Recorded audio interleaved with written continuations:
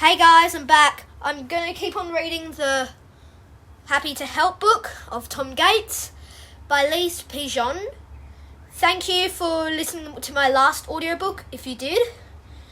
And yeah, enjoy the book. Those pants need to come down straight away. I go and find Mum and Dad to tell them about the pants situation. They're in the kitchen and look a bit tired. That storm was horrendous and so loud. All this wind and rain. I didn't sleep a wink, Mum says. Neither did I, and it wasn't your snoring keeping me awake for a change. Dad laughs. Mum doesn't. Delia comes down next. I can't tell if she's tired, but she's wearing a bright red t-shirt, which is a bit odd for her. I slept really well and didn't hear a thing, I tell everyone cheerily. Good for you, Tom, Delia snaps. Storm Delia wasn't supposed to hit Oakville Town, Mum points out. It's unpredictable, just like the real Delia, Dad adds. The wind blew all the washing off the line. It's completely gone all over the garden, I say helpfully. Dad makes a point of saying, it looks like Delia has caused chaos. You can say that again. There's a pair of my pants stuck right at the top of a tree, Delia groans. Are you going to keep on making storm jokes all day long? Probably. No one seems that bothered about my pants. Can we get them down from the tree? They're blowing around in the wind, I tell everyone. Who's going to know they're your pants, Tom? Dad says. I will. They can't stay there, I add. You're right, Tom. Shall we get the fire brigade and tell them not to go to any storm emergencies because your pants need rescuing? Delia said, like she's enjoying this. They're just pants, Tom. Come on, you don't want to be late for school. Mum joins in. How can I concentrate in school when my pants are over a tree? And school might not even be open, I say, hopefully. But Mum's not listening. Instead, she turns on the radio to hear the latest news on the storm. Last night, Storm Delia rolled in unexpectedly and brought disaster for Oakville Town local library. Delia ripped the roof off and rain poured through all night long, destroying many of the children's books.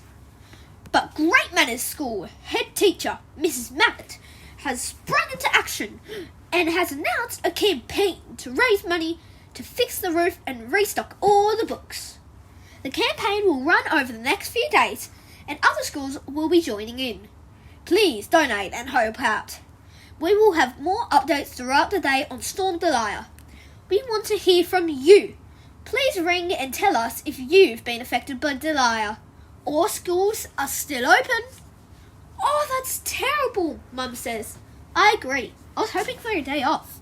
I'm sad about the library as it has the best collection of Jolly Fruit Bunch big books too.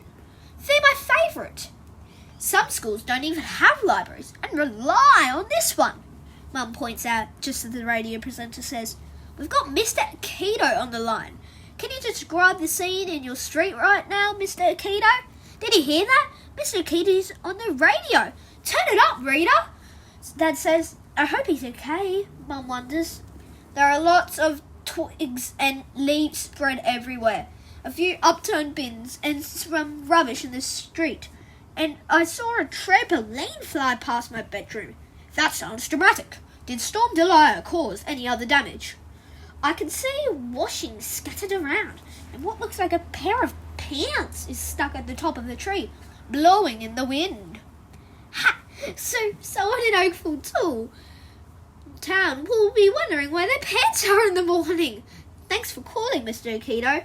The radio presenter laughs.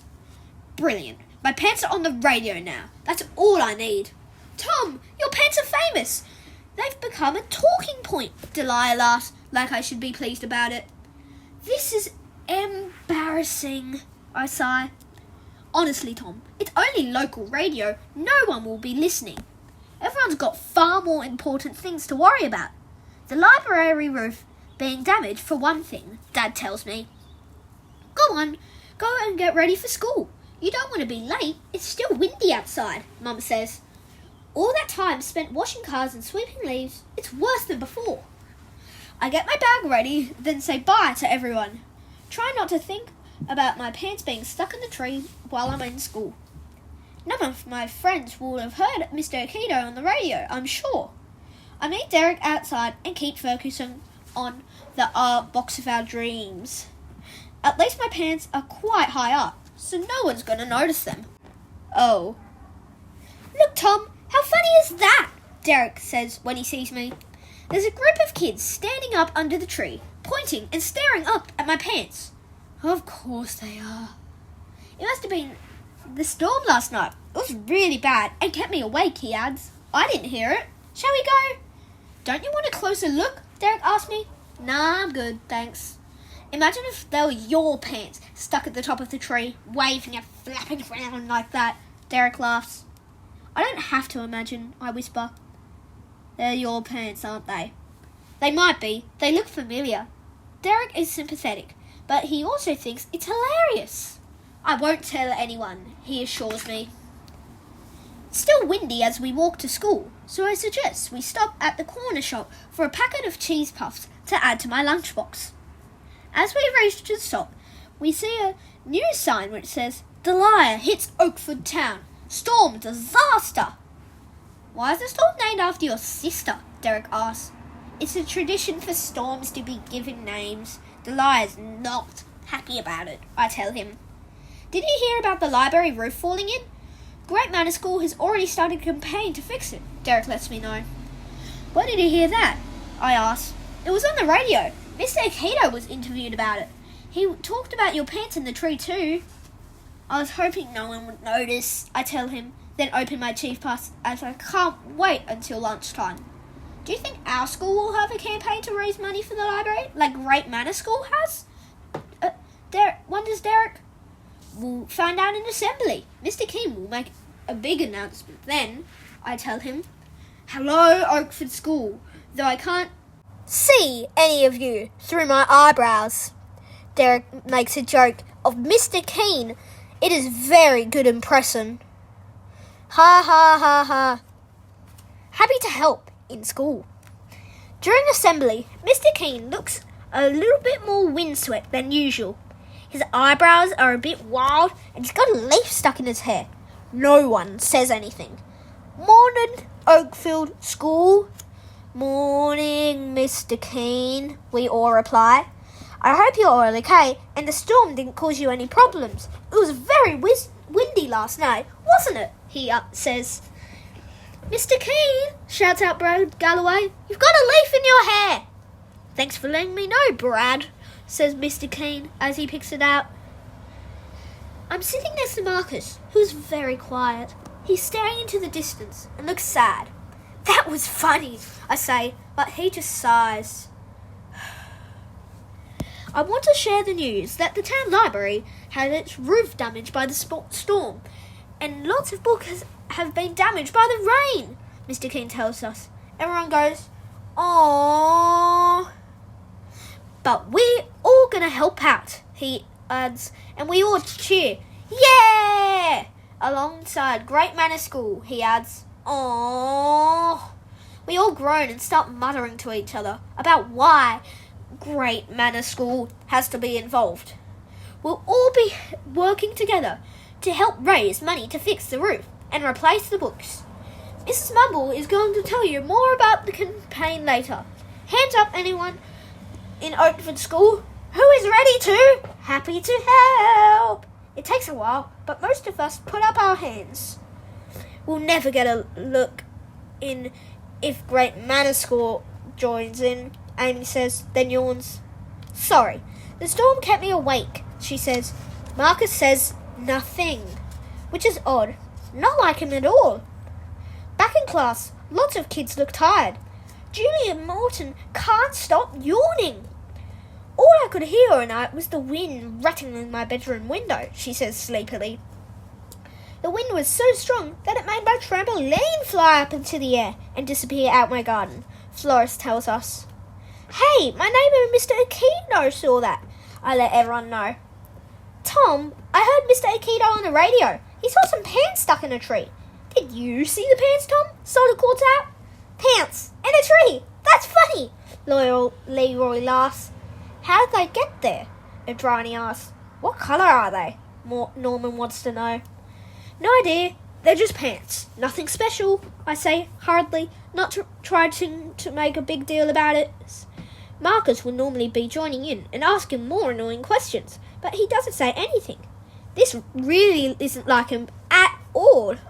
Settle down, Class 5S, Mr. Philemon calls out.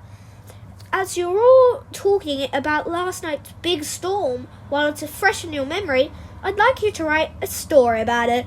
Everyone starts chatting about what they're going to write about and what happened to them last night.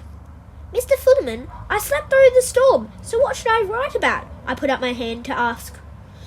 You're good at making up stories, Tom. Just use your imagination. For instance, you could write how those pants got up into that tree, Mr. Philemon stressed with a laugh. Maybe not. Marcus waves his hands. Sir, something sad happened last night. Can I write about that? He wants to know. Of course you can, Marcus. Writing down your feelings can be helpful if something sad happens, Mr. Philemon says, and the whole class goes quiet. Marcus stands up to say, Thanks, sir. I want everyone to know that my cat Tiddles has gone missing. That's why he's been so quiet.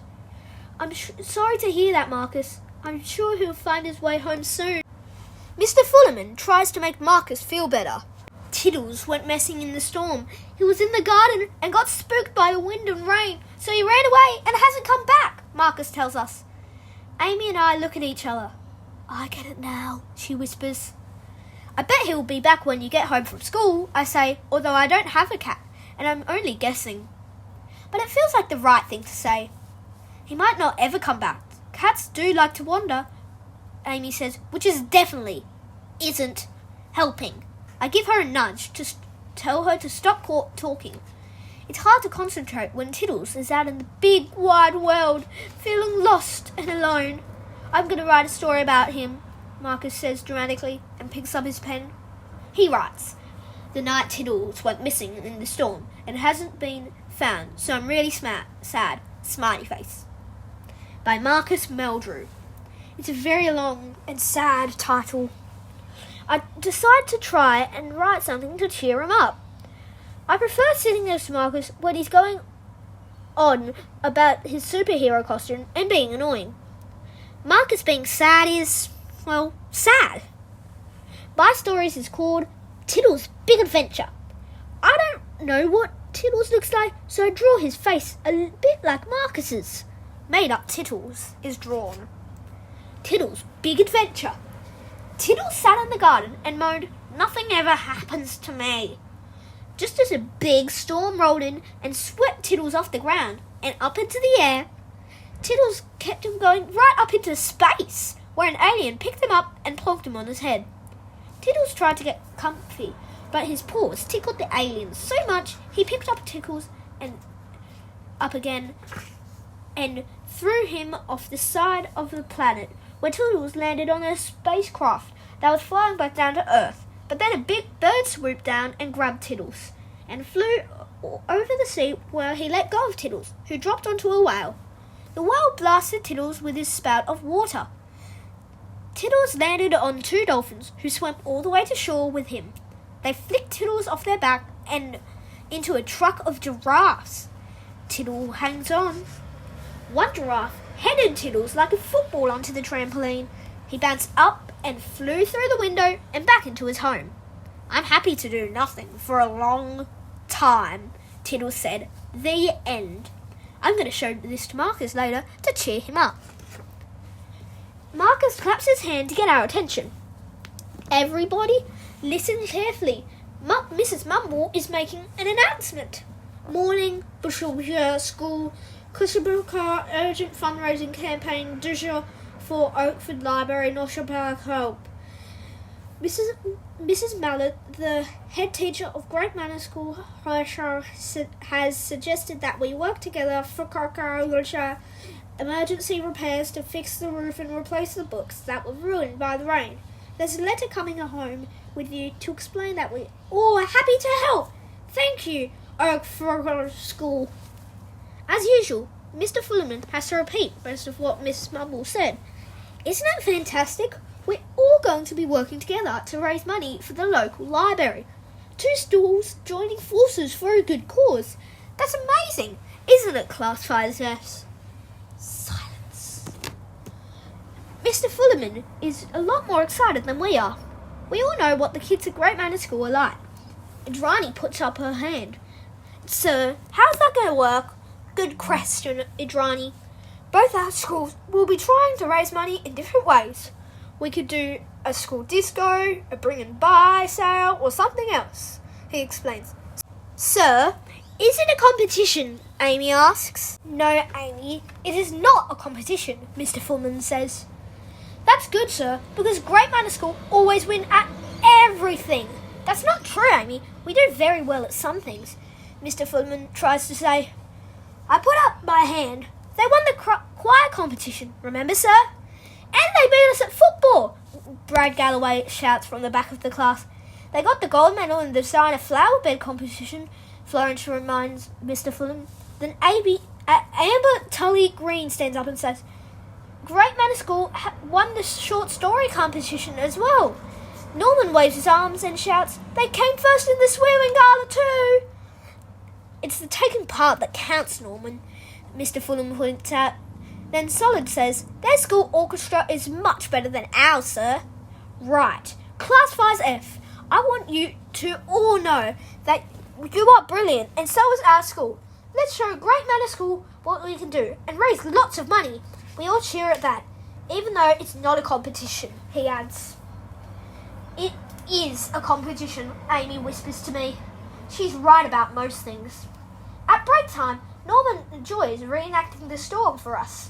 He is very bendy, which helps. We could all do a wobble-a-thon like this to raise money for the roof, he suggests. Though it does take a lot of effort to wobble this much. How else could we raise money? We really want to do something as well as Great Manor School, says Amy. We could wash cars. That's what Derek and I have been doing, I suggest. You two have already started collecting money for the library. That's great, Amy says. It's not for the library. It's for the art box of our dreams. Oh. Ah! Ah! Brad Galloway starts shouting. I could do a sponsored shout-a-thon! Won't that hurt your voice? Florence asks. And our ears, Derek adds. No, because the people will be sponsoring me not to shout, Brad points out. Makes sense. I could do loads of magic tricks, Leore suggests. Then he shows us the trick he does with a pencil. Everyone loves watching Leore do magic. Once he made a rubber come out of Mr. Fullerman's ear. Even Mr. Fullerman couldn't work out how he did it. None of us could. We try and think of a few more a-thons until the bell goes for the end of break. Snack-a-thon, sleep-a-thon, run-a-thon, smile-a-thon. There are so many a-thons we could do. I noticed that while we're all chatting together, Marcus hasn't joined in at all. He's very quiet. As we were walking back to class, I asked, what do you think we should do, Marcus? He just shrugs his shoulders. Until Tiddles is found, I can't think of anything else. My dad said we'll offer a reward for his return, so I'm going to make posters to put everywhere. Tiddles will come back, Marcus, I tell him. Sometimes, Amy says, cats go and stay with other people because they like their food more. This might be true, but it's not helping. Tiddles wouldn't do that. Marcus sounds sure about that. Yum. He might, Florence whispers. I'm trying to change the subject when some little kids walk over to me and ask a question. Hey, Tom, is it true that there are some pants stuck on the tree on your street? Yes, it's true. They won't be there for much longer, though. How high up are the pants? One kid wants to know. Very high. What kind of pants are they? Another kid asks. I don't know. They're just pants. I'm going to come and see them after school, the kids tell him. Me too. They're famous now, another one says. Famous for what? I ask. For being on TV, they all say. Were they? I'm surprised about that.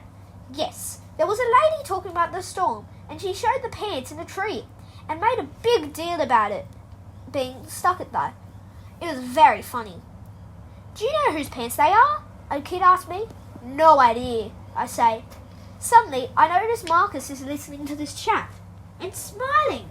At least my pants in the tree are cheering him up a little. That's something. I don't tell them that they're mine. Huh, pants. When we get back to class, Mr. Fullerman is very cheery. Did I tell you that Oakford School have a special fundraising meter so we can keep track of how close we are to raising our target? Sir, will Great Manor School have one too? Brad shouts. Yes, but it won't be like ours, Mr. Fullerman says. That's for sure, says Amy quietly. I hope you're all thinking of ways we can raise money, Mr. Fullerman says. Amy puts up her hand and says, we're going to watch Cars, sir, which is news to me.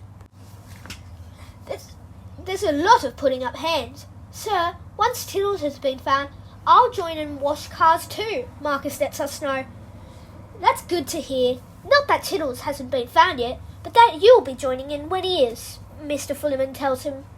Don't you think we should all meet up after school and watch Cars together, Tom? Amy says to me. Sure, it'll be quicker in a group. It took me and Derek ages, so the more of us, the better. I agree.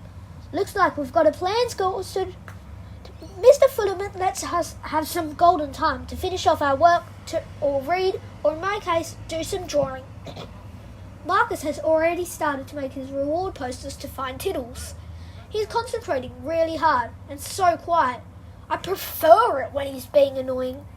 Looking at the pile of paper next to him, he's got a lot of posters to finish.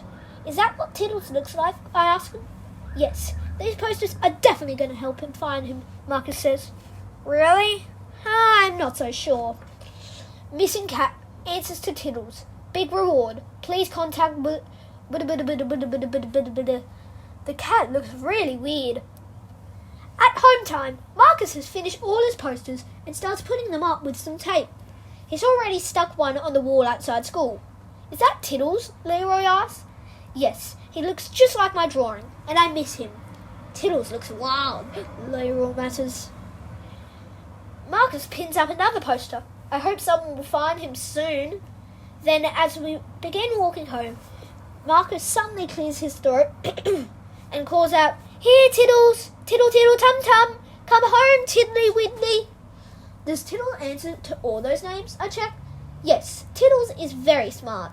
But you could have called for him too, Marcus says. So we do. Tiddles! Tiddle, tum-tum! Tiddly Widdly! Widdly, tum-tum! Tiddly Widdly, tum-tum! People are staring at us, but there's no signs of Tiddles. When Rooster went missing, I used sausages to tempt him back. And it didn't take long. Derek tells us, Does Tiddles like sausages? I ask Marcus. He prefers tuna. I pull a face. Yuck. You're not a cat, Tom, Marcus reminds me, then carry on shouting, Tiddles! Tiddle, tiddle, tum-tum! Tiddly, widdly, woo! While Marcus keeps searching, we all agree to meet at my house after school tomorrow to start our Happy to Help car washing campaign. I hope Tiddles gets home safely, Marcus. Thanks, Tom. Thanks, everyone. I'll let you know if I find him, he says, and then puts up another poster before heading off home. Tiddles! Tiddles, tum-tum-tum, tiddly-widdly! Derek and I found ourselves heading towards the corner shop. As you do. I'd be really sad if Rooster went missing for a long time, Derek tells me. I'd be sad if Rooster went missing too, I agree. I wonder what Tiddles is doing right now, Derek says. Maybe he's just having a rest somewhere. As we get nearer to the shop, we see a giant sign outside that says, Great Manor School Heroes Raise Funds for Library. Hey, that's not fair. What about our school? We're helping raise money too, I say. We should be on that sign. How have Great Manor managed to do this so fast? Derek wonders. Then it all becomes clear. A group of Great Manor kids walk round the corner, rambling, collecting tins, being perky and positive, and all looking super smart. From the sound of the tins, they've raised loads of money already. Hi there, we're from Great Manor School, and we're helping to raise money to fix the library roof. Hi, happy to help. We love helping out. Rattle, rattle, click, click, click. Any donations welcome. Rattle, rattle, rattle, rattle, rattle. So all of us are from Oakford School. We've got plans to help too, I tell them. That's right, big plans. Even the teacher who is with them looks happy, and it's after school hours. Derek and I watch as the kids wave goodbye and cheerily walk away, smiling and collecting money from people as they go. Our school is never going to raise as much money as them, are we? I asked Derek. You never know. We might. We won't. We cheer ourselves up with a packet of cheese puffs from the shop. We're nearly back home when Derek tastes another cheese puff and nudges me. Look, Tom, there's a camera crew by the pants tree. Your pants are famous. A small crowd of kids has gathered under the tree. Brilliant. A lady is talking to the camera about Storm Delia. And my pants. Congratulations to Great Manor School. Their campaign is to raise money for this damaged library roof is amazing. Here, at the Storm Pants tree, these mysterious pants have become a symbol of Storm Delia.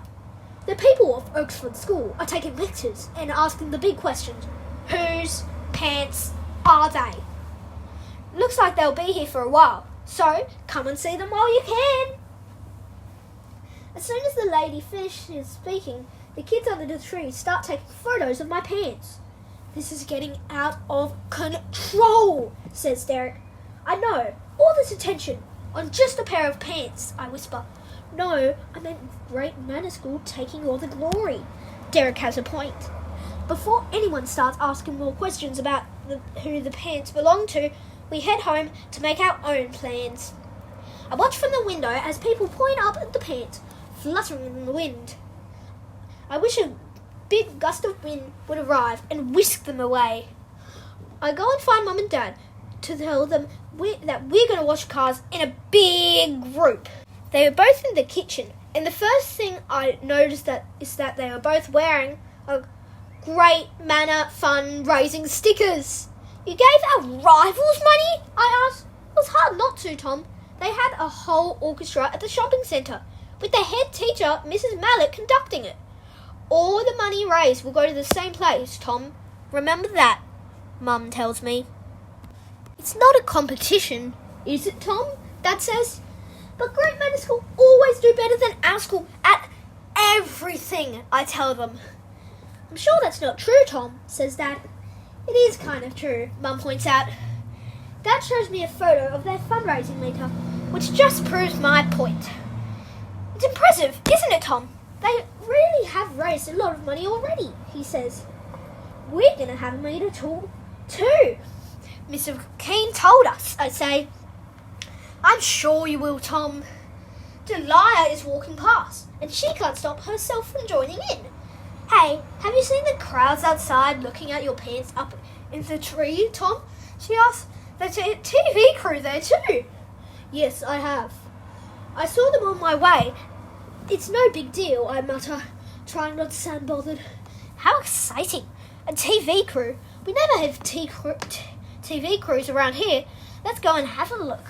Mum and Dad seem pleased about all of this and immediately go to the window to see what's happening. I don't want to miss out, so I follow them. We see the weather lady talking to the crowd.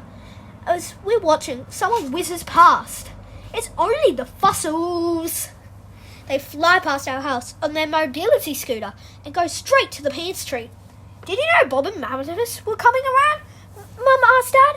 No, but they'll be on their way to us next. We better get the special jam out, says Dad.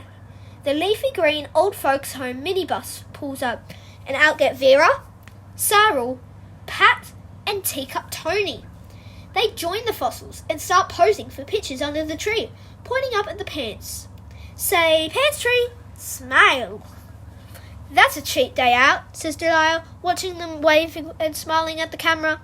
I wonder how long they're going to be there for, I say. Looks like it might be a tea. Wow, Vera's brought out a flask of tea, Mum says. It might not be tea, Dad adds. Why have my pants stuck up a tree become a thing for people to visit? I ask everyone. Good question, Tom. Sometimes at the end of the news, they say, and finally, and then tell the viewers about a light-hearted story, Mum explains. It's like when they all get obsessed with something and it becomes a school craze, I say. Exactly. Look how much your granddad is enjoying himself, Mum points out. Please don't let him be taking his teeth out on TV, Delia says. That's exactly what Granddad is doing, Delia sighs. I've seen enough. Come on, you lot. We've got better things to do than watch Bob do his party trick. I don't. I want to stay and watch what's going on. So many people have seen my pants floating around at the top of the tree now. This thought suddenly gave me an idea. I could make an Oakford School campaign poster for the library roof with a money box tin by the tree. Then people who see it might leave a donation. Great Manor School kids haven't thought of that yet.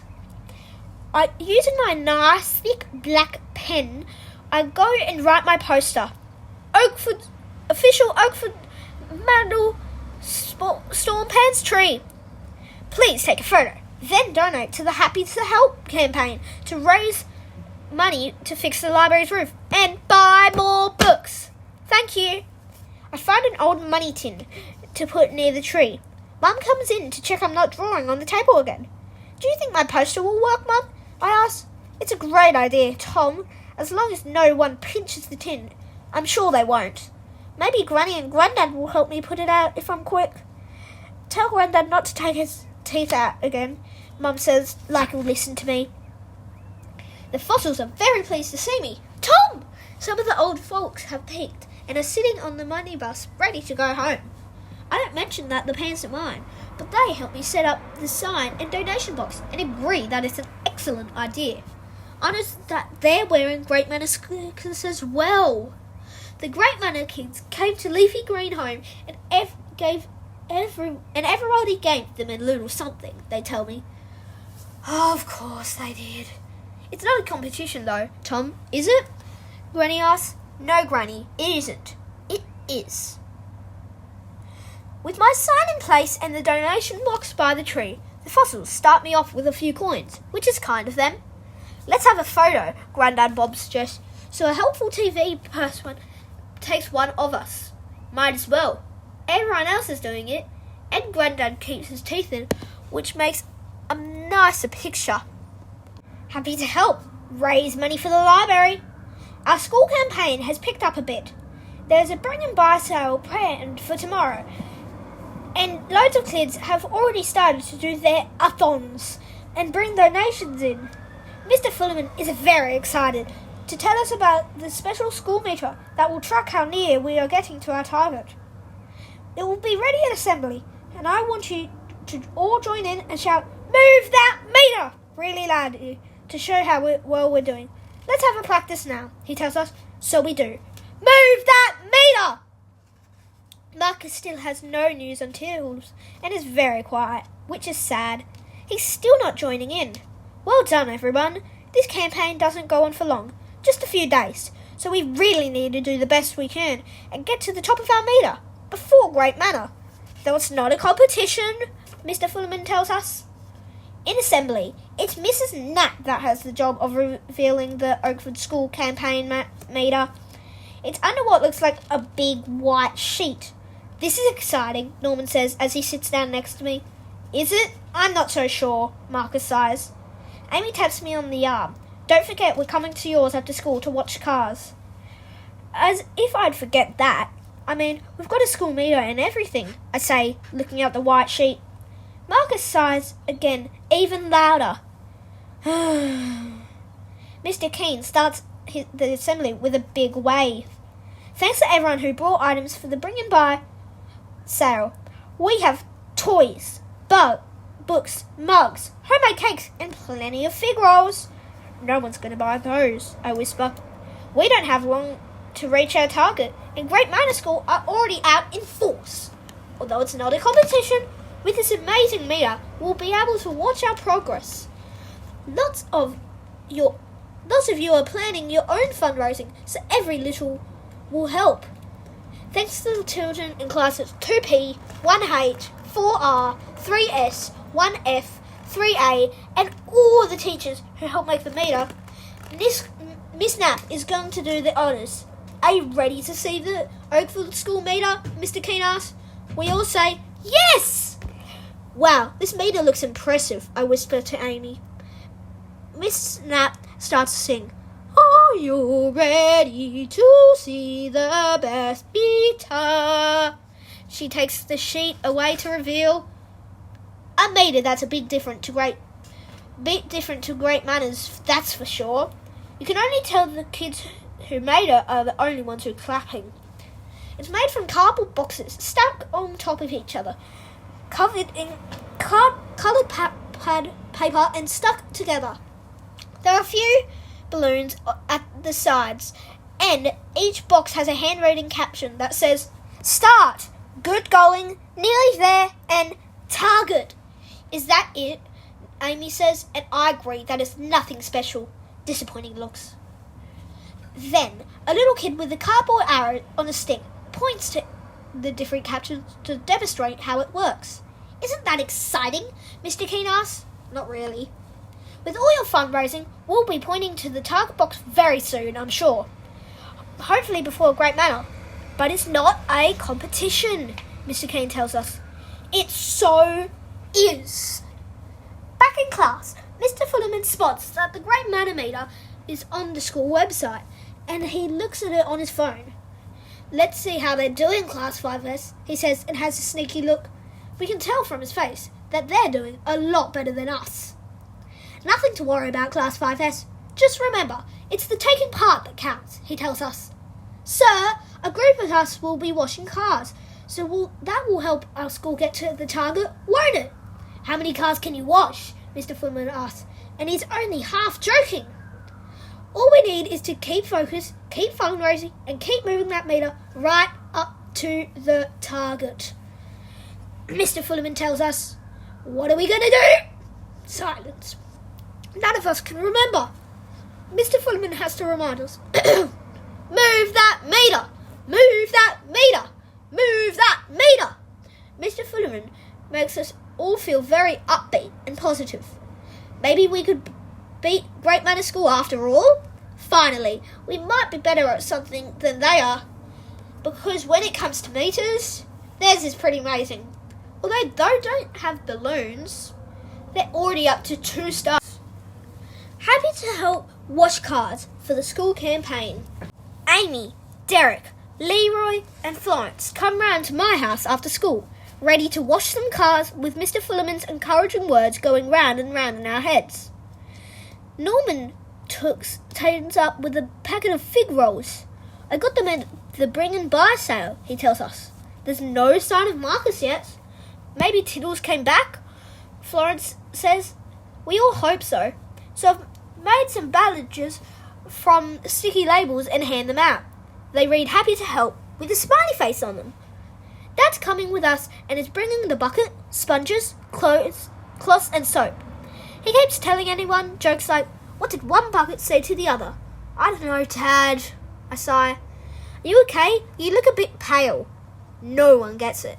Ah, Dad. Before we set off, Derek makes a suggestion.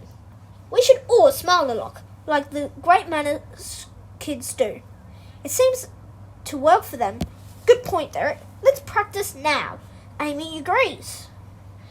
We all do our best cheery faces. People will either be thrilled to see you or be terrified, Dad laughs. There's a knock at the door, so we keep smiling as Dad opens us. It's Marcus, who doesn't look jolly. Tiddles hasn't come home yet, but I thought washing cars might take my mind off him for a while, he tells us. We're happy to see you, Marcus, I say, and give him a sticker. Can we keep looking for him as we go? Marcus wants to know. Of course, Marcus. We can keep our eyes peeled. Which sounds painful. Everyone ready? Dad asks. because we've got a very long way to go. Then he takes us across the road to Mr. Akito's house. Very funny, Dad. Hello, Mr. Akito. We're happy to help clean your car. We're raising money for the school library roof. Ah! We all say. He looks surprised to see us all smiling at him.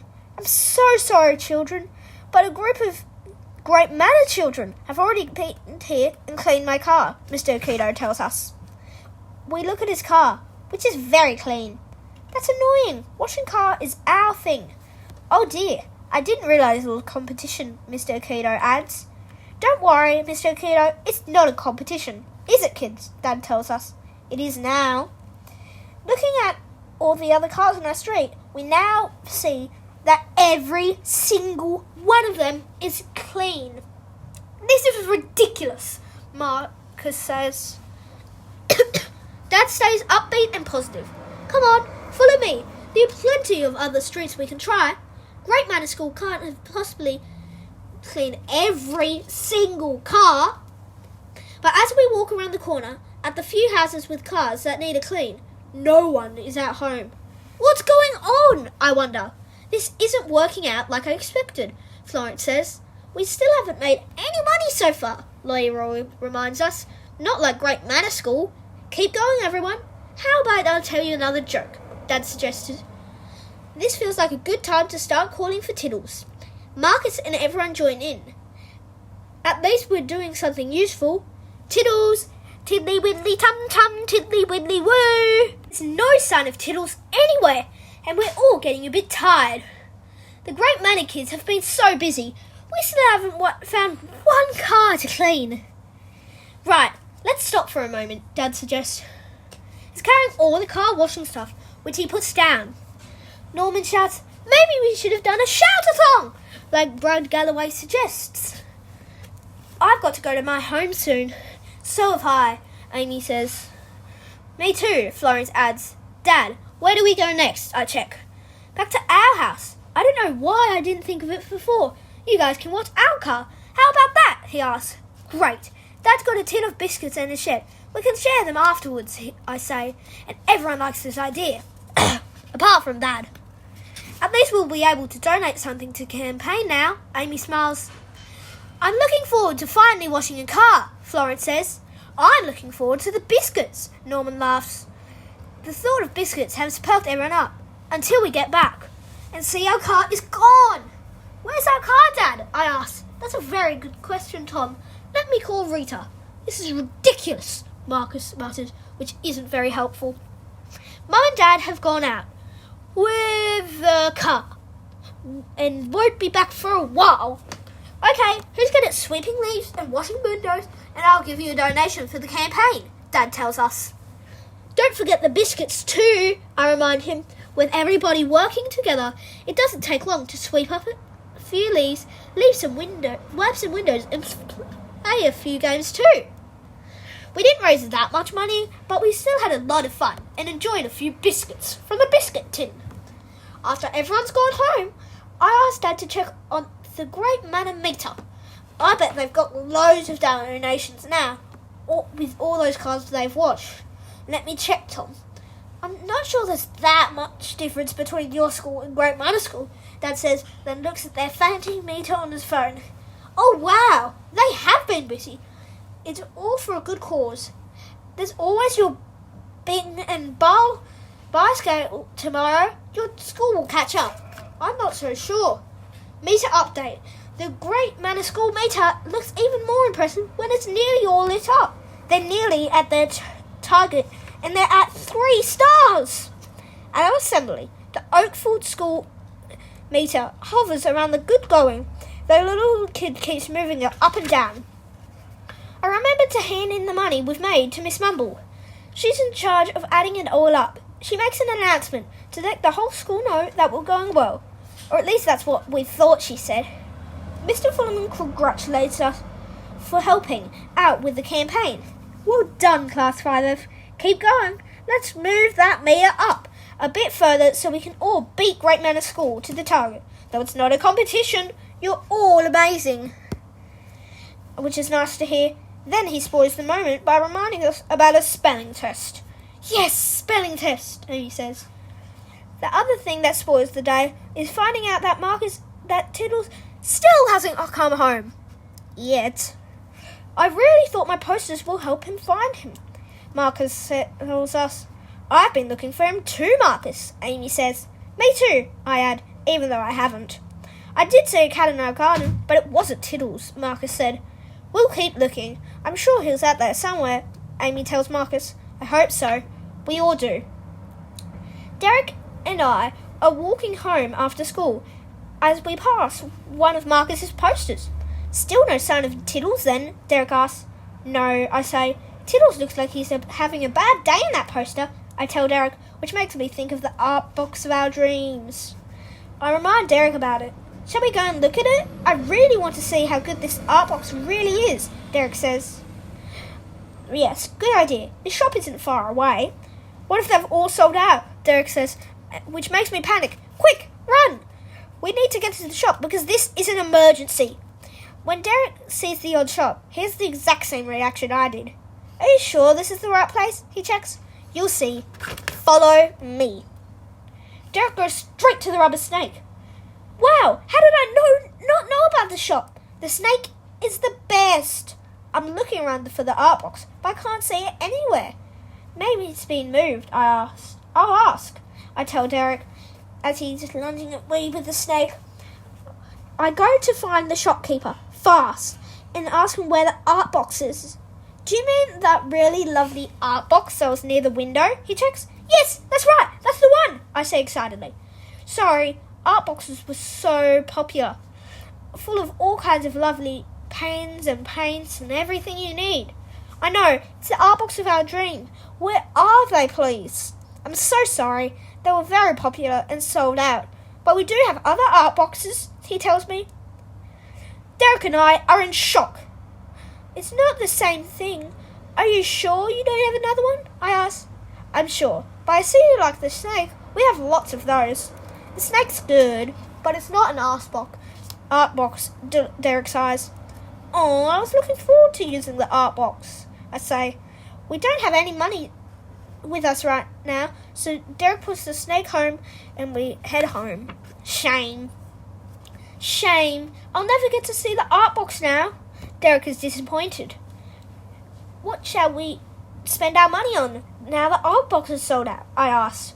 We walk past another news poster outside the shop that says, Oakfield Library Roof Campaign needs your help. Derek thinks for a moment. The rubber snake? We could, I agree. Or we could put it towards the library. They'll get more giant Jolly Fruit Bunch books, I point out. True. And imagine if we get to our target before Great Manor, Derek says. Mr. Flynn will be so happy. Miss Nat would sing, and Mr. Keen's eyebrows would wobble, I tell Derek, who laughs. Let's donate it. Good thinking, I agree. Maybe we could keep a little bit to buy some cheese puffs, Derek adds. Let's do that. I'll take it out of my money box tonight, I tell him. That snake, though, Derek sighs. That art box, I sigh. That night, I have another dream about the art box of my dreams, where I get one of the pens and draw a picture of a cat. The cat yows and meows a lot.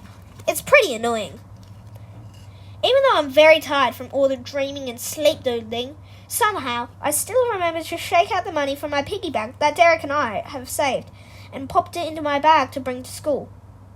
I get dressed and head down to breakfast. Mum's already there and says, Morning, Tom. It's the big day today at school, isn't it? Is it? I asked. Didn't you have a spelling test, Mum asked. I hope not. But today we get to see if we've got to the top of our class meter before Great Manor School. It's pretty close. We might actually be the first at something to win for a change. Niall comes in and says, That's not going to happen, is it, Tom? It might. I pick up my bag and rattle it. Derek and I are donating our pocket money to help the campaign, I tell anyone. Tom, that's so good of you. Well done, Mum says. And Dad looks very pleased. What about your art box? Delia asks. They're all sold out. We went to look at the shop, but all of them are gone. The snake's still there, though, I say. You don't need a rubber snake, Tom, Delia tells me. I do. It reminds me to take out some money for the cheese puffs. Derek turns on the radio to listen to the local news. So you're donating all your pocket money to the library rooftop? Yes, apart from the cheese puff fund. Well done, Tom. Every little might help you get to your target before Great Manor School. Dad says, I hope so too, I say, although it's not a competition. Then, on the radio I hear, and finally, some good news. The campaign to raise money for the library has gone from strength to strength. We can announce that Great Manor School has reached their target and work together to begin. Head librarian Paige Turner can't wait to restock the library with more exciting books. Thanks to everyone who has donated and to the other schools that helped out too. Bad luck, Tom. At least you got a thank you as the other schools, though. It's the taking part that counts, Tom, Dad says, and Mum nods. Brilliant. Great Manor School does it again. I'm a bit disappointed, but Mr. Fullerman will be gutted. He was really hoping we'd beat them at something. Oh well, it doesn't matter, I tell everyone. It wasn't a competition after all, and it's all good for the library, I say to Mum and Dad, who look proud of me again. It was a competition.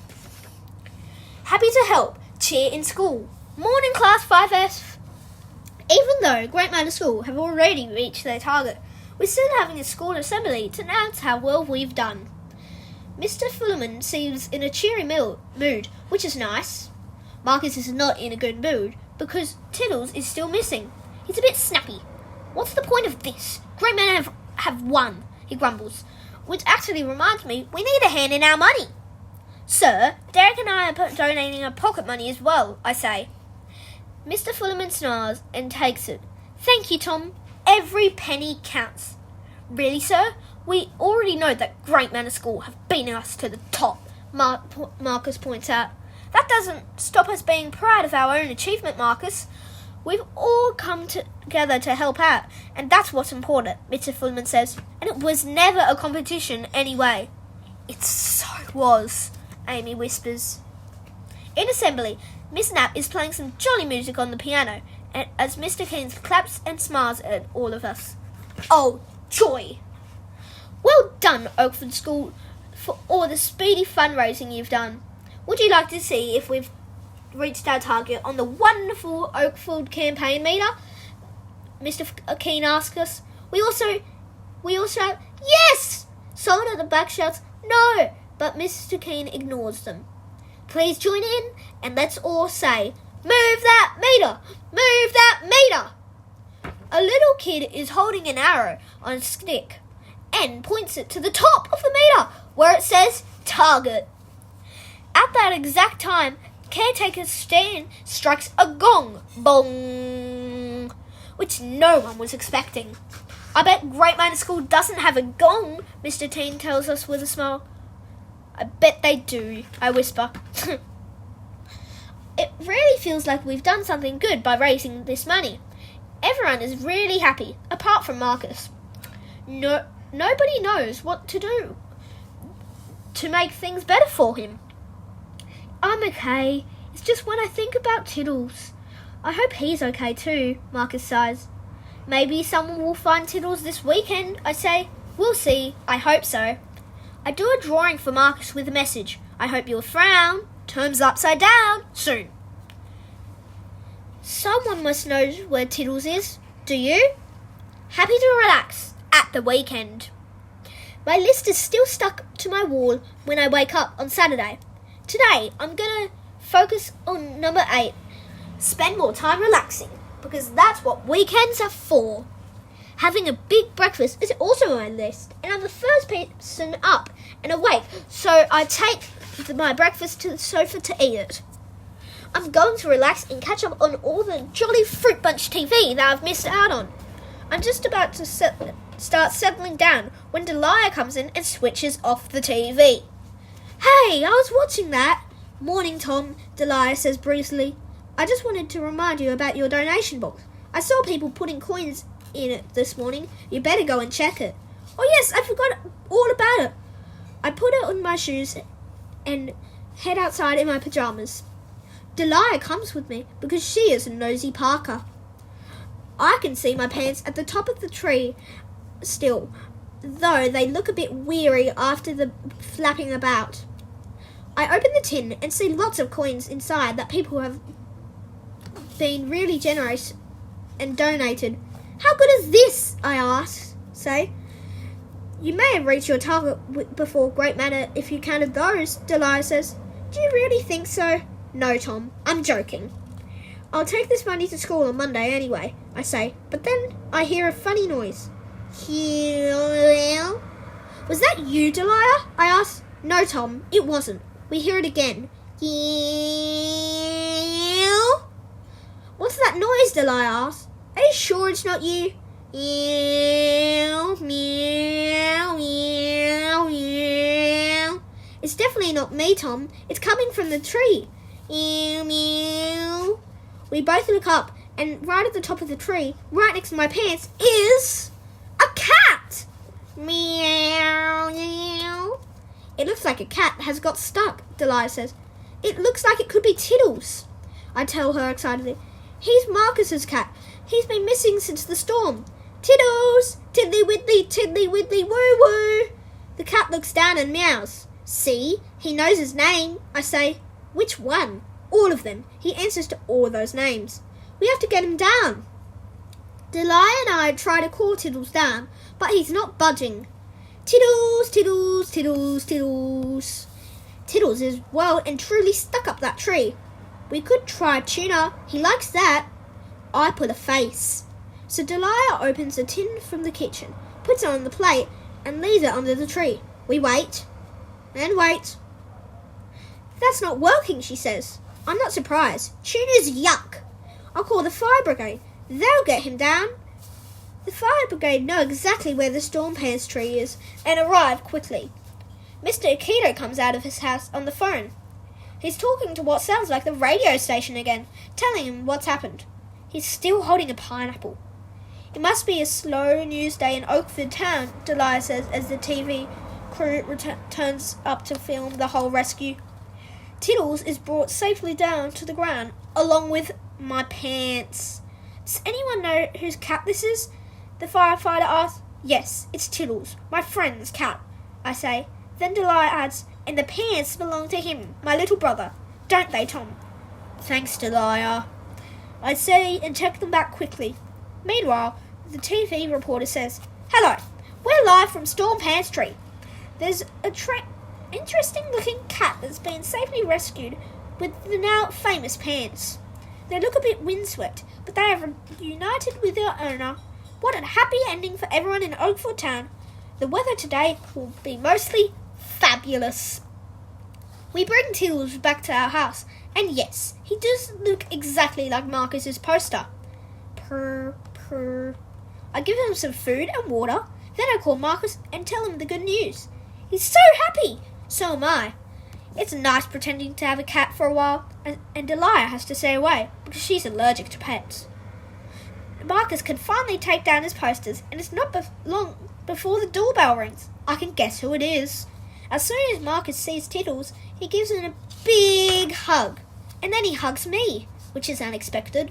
Thanks, Tom. Finding Tiddles is the best news ever. I'm so happy. This is lovely. We're so glad Tiddles is back with you, Mum says, and she and Dad, and Marcus's dad, all smile at us. This is for you, Tom, Marcus says, and hands me an envelope. It's a thank you card, which is nice of him. I made it myself with my fancy new pens, he adds. It's a really good card because I'm brilliant at drawing. You'll definitely like it, he says. I'm sure I will, I reply. Marcus is in a hurry to take Tiddles home. He'll be in much better mood at school now, I bet. I wait until Marcus, his dad, and Tiddles have left before I open the card. There's a picture of Tiddles on the front. Thank you, Tom, for finding Tiddles. And on the inside, there's some money. Here is your big reward. Thank you. Love, Marcus. Marcus has given me the reward he promised on the poster. Wow. I show Delia my card and reward, and she says, Hey, where's my reward? I found Tiddles too. Huh? I'm only joking. Shame the art box sold out. You could have got one with your reward. I'll find something better. Pens, cheese puffs, maybe that huge rubber snake. Don't get that, Tom. It's annoying, says Delia. Another good reason to buy it. It's been a very exciting morning, and I'm keen to go and relax on the sofa, finish my breakfast, watch TV, and catch up on the Jolly Fruit Bunch programs. There are so many. This is exactly the kind of weekend I've been hoping for. It's just getting to a really funny bit when Delia interrupts me again and turns it off. Click. What now? Hey, I was watching that. Come and get dressed and come with me. Why, I'm busy, I tell her. Trust me, Tom, you'll thank me in the end. I doubt that. Delia seems like she's in a big hurry, and I don't know why. I get dressed and follow her. Where are you two going? Mum and Dad ask. Delia stopped me watching TV, I tell them. We won't be long, Delia says as we head out. It's nice to see them get on so well, I hear Dad say, which isn't really true. Hurry up, Tom. I just want to relax. Delia's halfway down the road, and I have to run to catch up with her.